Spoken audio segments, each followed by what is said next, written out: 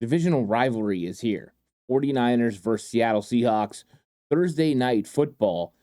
There's a lot of questions that need to be answered, but one of the things we can really find out is how these teams are playing this year by the numbers. We're going to get deep into the numbers, the tail of the tape, what the numbers say about how each of these teams win.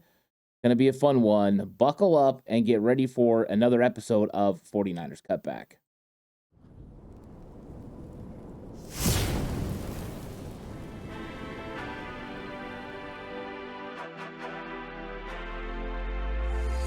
From the alley-oops at Kezar to the glory days at the stick. From who's got it better than us to brick by brick. It's always the 49ers way from off-season to game day. Yeah, we talk back. It's the 49ers Cutback.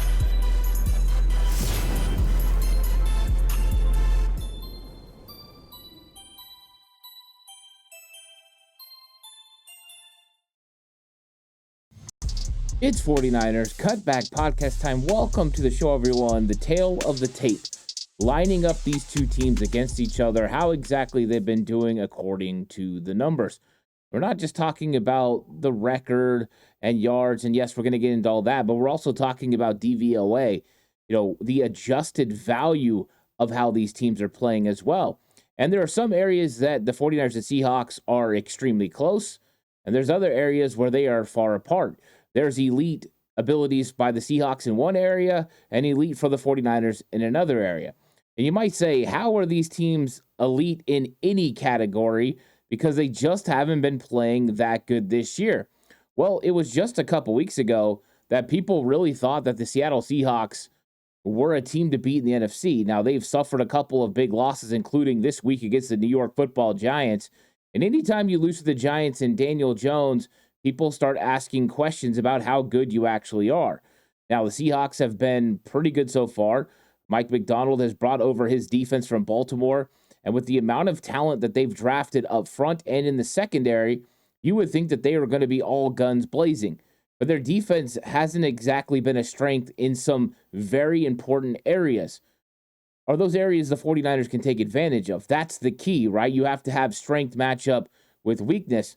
But that really didn't matter last week, did it? The Arizona Cardinals' weakness was stopping the run. The 49ers' strength has been and always probably will be running the football. Yet the Arizona Cardinals not only did a great job against the 49ers' run game, and the 49ers got over 150 yards, but again, they did a pretty good job slowing them down, but they also stymied the 49ers' passing game that had been close to 270 yards per game.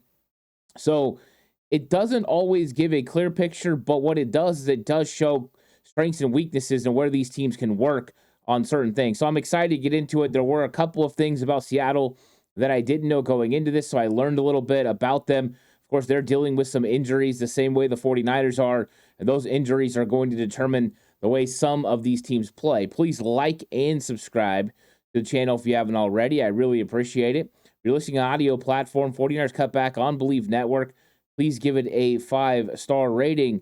And if you're going to bet with Bet Online. Bet Online is the world's most trusted betting platform and your number one source for everything football.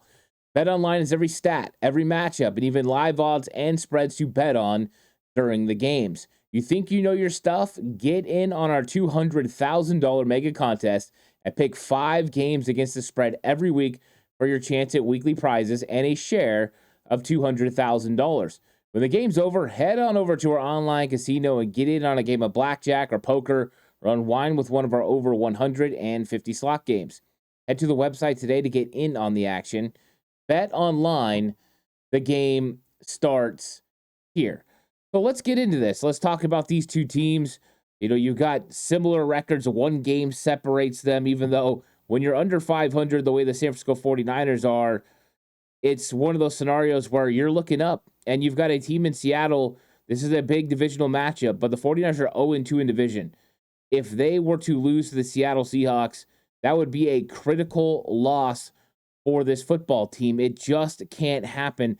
The 49ers cannot lose to the Seattle Seahawks. That would just be really a big-time problem for this football team. You cannot go to 0-3 in the division. So you have to win, and you have to win big against the Seattle Seahawks in this game. And for the Seahawks, they can really take control and keep control in the NFC West. Arizona Cardinals and Rams have faltered, but got big wins against the 49ers. So 49ers know what they have to do. Seattle Seahawks are at home. They're going to try to defend their home ground. And coming off a big loss to the Giants, they got to feel like, hey, this ain't good. Here's the team right now, the 49ers, who have won the division pretty consistently since 2019. We need to go ahead and boot them down the bridge a little bit. And they have the opportunity to do so. If they can get it going, they can kind of make the 49ers have to come back and struggle a little bit. And even though the 49ers have struggled through the years, they've always done well against the NFC West. This is going to be interesting. So you see right here, record could be 49ers 3-3 and Seahawks 3-3 after this game. And these teams have been talked about entirely different nationally. Now let's look at the total DVOA. And this takes into account all kinds of factors, right? Certain situations. That's why I love it when it comes to defense. What kind of situation were they in? It's not just about how much points you gave up, but hey, was there a field position issue? Did Brock Purdy throw an interception at the 30 that they got a touchdown on? It kind of goes into that, and it grades it by what's going on in the game, the time of the game when scores happen, all of that stuff. So if a team is giving up late yards on passing or something like that, and you're up by 20 and all of a sudden you give up a 70-yard touchdown at the end of the game and you got your backups in, it takes it into account. And so the relevance of all that makes sense. So you're looking at two top 10 teams overall in the league. And I don't think anyone's shocked that these guys are around the top 10 right now. 49ers at 9, and you see the Seahawks at 8. And the 49ers have been hovering kind of between 5 and 10 in that range throughout the season. But a good football team in Seattle. Maybe not all the numbers will show it, but both these teams have been pretty good football teams so far, and it showed up on tape. Now you look at points per game. 49ers averaging 25.2 points per game. Seattle Seahawks 24.4. Last week, very similar. Arizona Cardinals come in averaging over 24 points per game. Guess what the Arizona Cardinals did? They scored 24 points. So the offense for the Seattle Seahawks can put points on the board, and why not? You look at the talent that they've got, it's really good. Kenneth Walker, Zach Charbonnet running the football. If they get there, Kenny McIntosh. And then you look at Geno Smith, and he's had a really good season. We'll be breaking down his numbers in a little bit, but he has been executing at a high level this season, completing passes at a high level, and he's got weapons to do it, whether it's, Jackson Smith and Jigba, and Tyler Lockett, and of course DK Metcalf, but he's also got a talented tight end in Noah Fant. So a really good group of skilled players surrounding Geno Smith. One concern, and that's what we're going to go through as well, is the amount of sacks that he takes. He has 18 sacks that he's already taken this season. That's a lot. Inconsistencies along the Seattle Seahawks offensive line. Those offensive tackles haven't been able to play up to the level that they're supposed to, and you're missing some starters. You don't have all your guys that you thought you were going to have coming into this season, and that's really big as well. So both teams can put up points, so both defenses are going to be tested. Now, you look at yards per game, both of them are getting it done. 49ers over 400 yards, and we know how the split is supposed to happen. Get to 400 yards. As far as total offense, that means you're controlling the clock, you're moving the football, and you want to even split as far as you want 150 rushing yards on the ground, 250 through the air. That's how you're the most balanced offense you can be. 400 is kind of that benchmark to get to. 49ers, 413 going into last week, 407 this week. So they definitely didn't produce as many yards on the game on Sunday against the Arizona Cardinals. You look at Seahawks, it's a formidable offense. When you're over 375, you're moving the ball consistently through the air, on the ground. And so both these offenses have done a really good job, and it's a testament to their players and their coaches right now and how they're coaching it up. Look at rush yards per game. 49ers still doing it. Last year for the whole season, they averaged 141 yards per game. A lot of that because of Christian McCaffrey. But they're doing it again with Jordan Mason. 144 yards is impressive. Now, last week, Jordan Mason did not go over 100 yards. He got 85. He still ran the ball pretty well, averaged 6.8 yards per carry, even though I think a lot of that was on one carry where he got 34 yards on a big, long run. The Arizona Cardinals did a good job of slowing up the 49ers run game earlier in the game until he was able to kind of break free and get a big one, and then he kind of reeled off a couple of good runs for the 49ers. So Arizona made it a point of emphasis. Let's take away the 49ers run game. They did a pretty good job of slowing it down. Yards on the ground for Jordan Mason, what isn't what it had been through the first 4 weeks. But then when you look over and you see Brock Purdy scramble for some yards, Isaac Rendo chipped in a little bit, and Debo, it wasn't too bad. 49ers still got 150 yards on the ground, just in some different ways. You look at Seattle Seahawks, they have been without Kenneth Walker on and off this season because of the oblique injury. And Kenneth Walker's one of the better ones. When he's healthy, he's absolutely dangerous. 49ers had a hard time tackling James Conner last week. Well, guess what? Kenneth Walker is the kind of guy that not only is he hard to tackle, he's more elusive than James Conner. And if he gets out in the open, he's gone. So 49ers have to make sure they tackle at a high level this week. Can't allow Kenneth Walker in this run game to get going. And that's going to be one of the keys in this football game is who can get the run game going early. That will establish kind of the momentum and also give some opportunities for the quarterbacks in the passing game. You're working on a short week, so your game plan is not going to be as intricate as it would be for a Sunday or a Monday matchup. They're going to have to rely on getting it done with your skills and what you guys have normally done throughout seasons. Look at pass yards per game, pretty even. Seattle Seahawks averaging 270 yards per game through the air. And when you look at Geno Smith and how good he's been this season, over 72% completion percentage, it makes a lot of sense. He's got playmakers and he's getting the ball in their hands. DK Metcalf is having himself a really good season.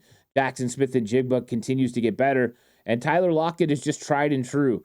He makes plays, and they kind of have some other guys they added into there, guys like Jake Bobo. I talked about Noah Fant earlier. And so those are guys they've been working into the lineup lately. So let's talk about the quarterback competition here.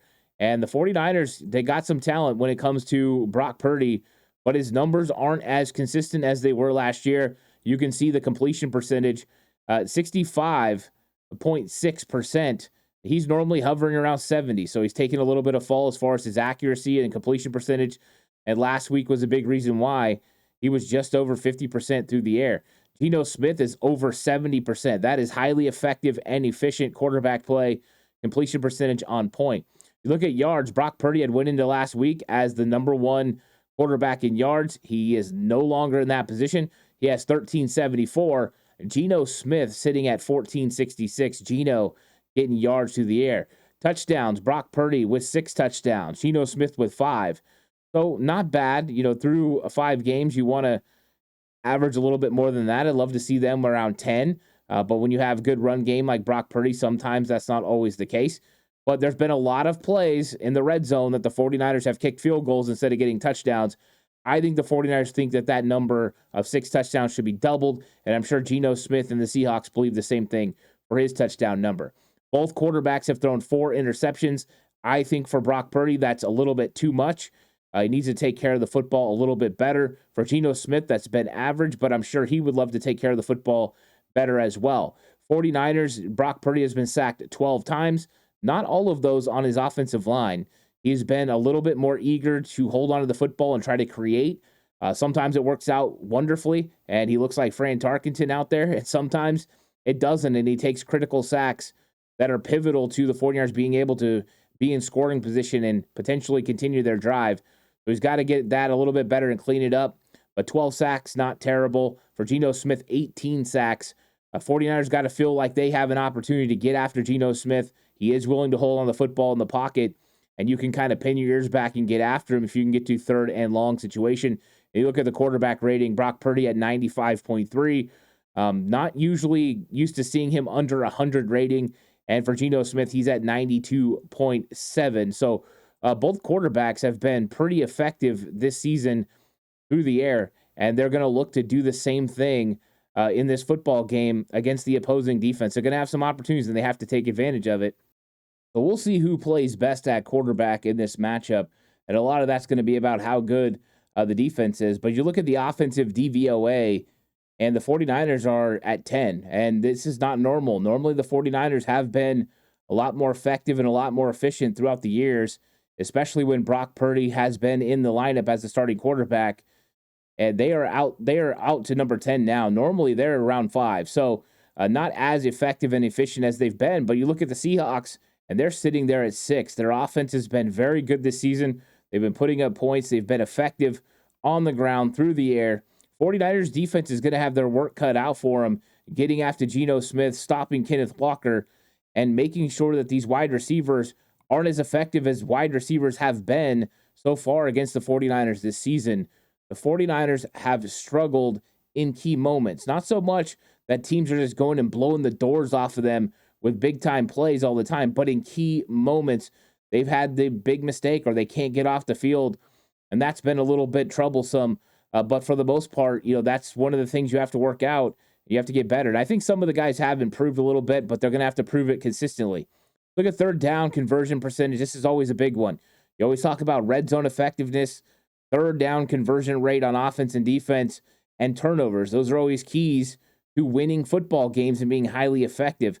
So when you're talking about third down conversion rate, the 49ers offense has gotten better and better and better as the season went. So the Jets game, they were over 46%. But after that, Minnesota, not so good. Rams, not so good. But they've worked consistently on being better on third down. Face a lot more third and shorts, a lot more third and manageables. And then when they are in third and longer, they've been finding Ayuk and Jawan Jennings for key first downs. So it's been good for the 49ers, and 46% is really, really good. The 49ers could, last year, this is kind of where they sat at the end of the season, and they were one of the top teams in the league. Being anywhere between 45 and 50% is great. If you're over 50%, you're an elite offense on third down. There's only a couple teams in the league that are over right now. 49ers third down conversions, fantastic on offense. They've got to be happy with it. You look over at Seattle, and they can't be happy with it. It's kind of surprising with how effective they are as an offense that they're not better on third down. You wouldn't think this was a real issue because, you look at the points that they're scoring, the yards they're putting up, and you're like, wow, they must be very effective on third down. They've got to be a complete football team, but not so much. They have a weakness when it comes to converting on third downs, and this is something the 49ers are going to have to take advantage of, and we know it's been a problem. 49ers defense has not been great on third down primarily this season, but when you look at the numbers, the 49ers defense on third down has gotten a lot better. After week 1, 60%. After week 2, 59%.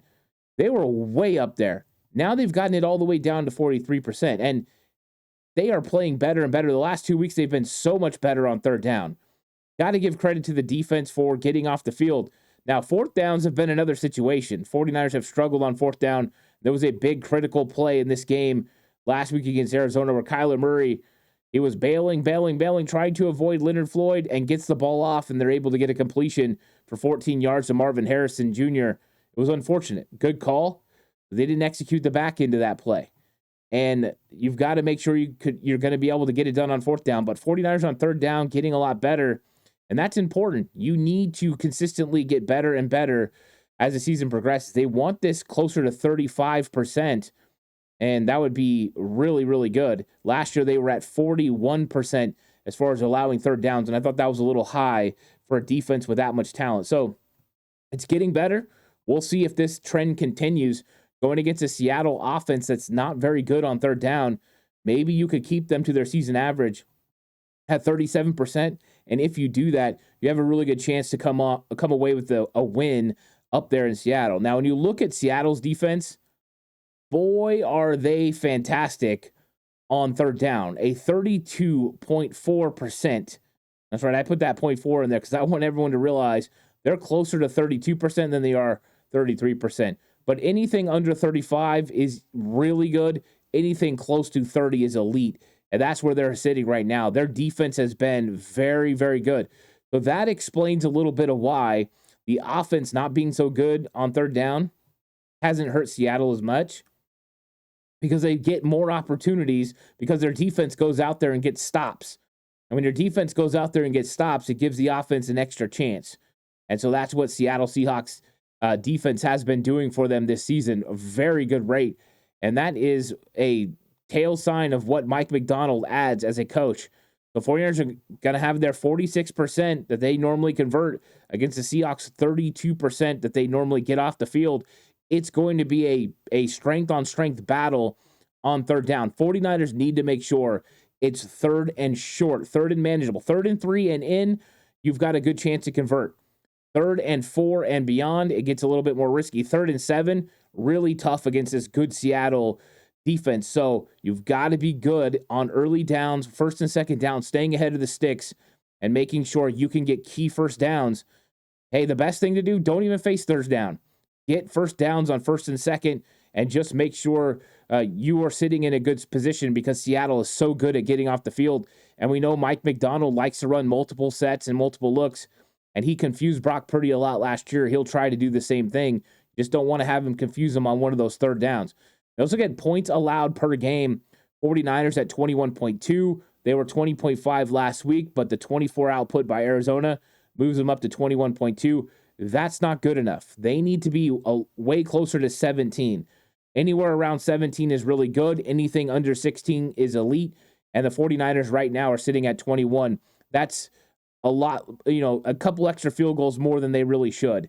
And so even if they could get this down a field goal, I think they feel a lot better around 18. They've got to not allow so many points. And the 49ers offense can't turn over the football in key situations and give short fields. That has been making things a little bit more difficult for the 49ers defense.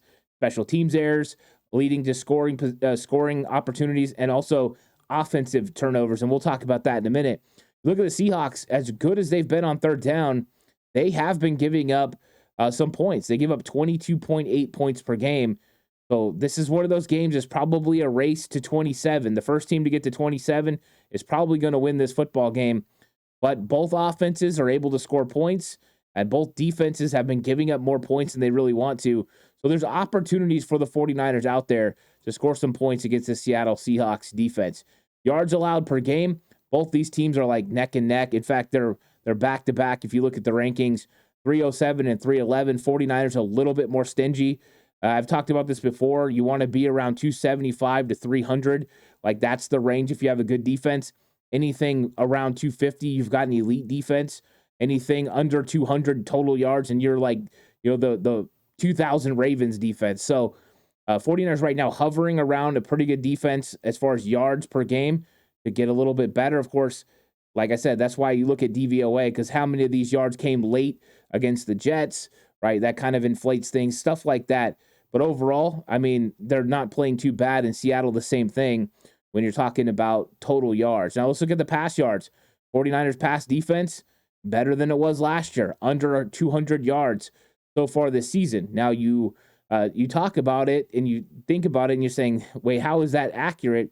Because last year, the 49ers averaged anywhere from 210 to 220 to 225 pretty much the whole season. They're giving up less yardage through the air right now, even though it hasn't looked as good. And there's been breakdowns. We've had problems with safeties and cornerbacks getting confused. They've had problems getting confused between man and zone coverage. We've seen that pretty consistently in games. And that is a part of the reason that this pass defense isn't more effective than it is right now. So 49ers not bad. And you look at the Seahawks, they're really good. Seahawks have doing a good job of not allowing people to win through the air. And when you spend a lot of draft capital on guys like Witherspoon, right, and others, you've got the talent on the back end to go ahead and get it done. So we don't know if Tariq Woolen is going to play in this football game. He's dealing with an ankle injury, so we'll take a wait-and-see approach. But plenty of talented players at the cornerback position and safety position for the Seattle Seahawks. So let's look at the rush yards allowed per game. San Francisco 49ers are giving up 110 yards per game. That's not good. A huge output last week between Kyler Murray and James Conner inflated this number hugely. They had worked their way, and it had been over 100. They had worked their way back to under 100 yards over the last couple weeks, being more effective against the run. Unfortunately, the Arizona Cardinals figured it out, especially in the second half. Lots of missed tackles for the San Francisco 49ers, and now you see that number inflated. They've got to get this under 100 yards. They've got to get this down to about 90.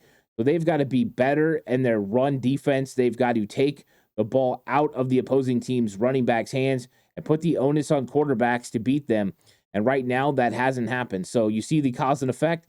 Pass yards down a little bit because rush yards are up. People know they can count on the run game. That's what they're going to go with. Controls the clock, and it just overall wears you down as a defense. So that's what they're doing. But the Seahawks, they're not much better against the run. In fact, they're not better at all. 128 yards per game that they allow on the ground. With that defensive line, that should not be the case. What it tells me is they're not getting very good linebacker play and good support from the secondary right now. 49ers are going to have to take advantage of it. They're going to have to go out there and execute. They're going to have to make plays, and they've got to run the football against the Seattle Seahawks. That means Jordan Mason's got to get some things done. Jordan Mason's got to find holes, and he's got to get some key yardage in this football game. Going to have opportunities, but I look for Seattle to try to somewhat mimic and duplicate Arizona's game plan of running heavy sets, even in 11 personnel, when they should go to sub packages, and try to put the onus on Brock Purdy and the 49ers wide receivers to get it done. And we'll see if they can do it in this game. So big emphasis for both teams on stopping the run this week. You can't allow Kenneth Walker to get going, and Seattle can allow Jordan Mason to get going. So let's look at defensive DVOA. As you see, the San Francisco 49ers are the 5th best defense in the league, according to DVOA. So, of course, it takes a lot of things into account, and it adjusts for situations and overall effectiveness and efficiency. And you can see right here, 5th overall in the league is really good. So the defense is close, and I know the defense is taking a lot of heat this week, and that's okay. You're entitled to believe, whatever you believe. But they get put in some tough situations, turnovers in your own side of the field. I mean, short fields, those turn into points. And if you have things like that happen, it's unfortunate. And that's what happened to the defense. So has it been lights out? No. Has it been phenomenal? No. Has it been good? Yes, it has. The defense, I know we had a lot of missed tackles in the second half last week, but overall scheme and efficiency and effectiveness, they haven't been that bad. And the Seahawks are sitting in the top half of the league too. They're at 13. So they haven't been as good as the 49ers on defense this season. And I think the numbers have went ahead and showed that, but DVOA especially, you see where it's at. Now let's get into the turnovers. San Francisco 49ers have 8 giveaways this season. That's too much. Brock Purdy's turned over the football a little bit too much. Jordan Mason had the big fumble in this game.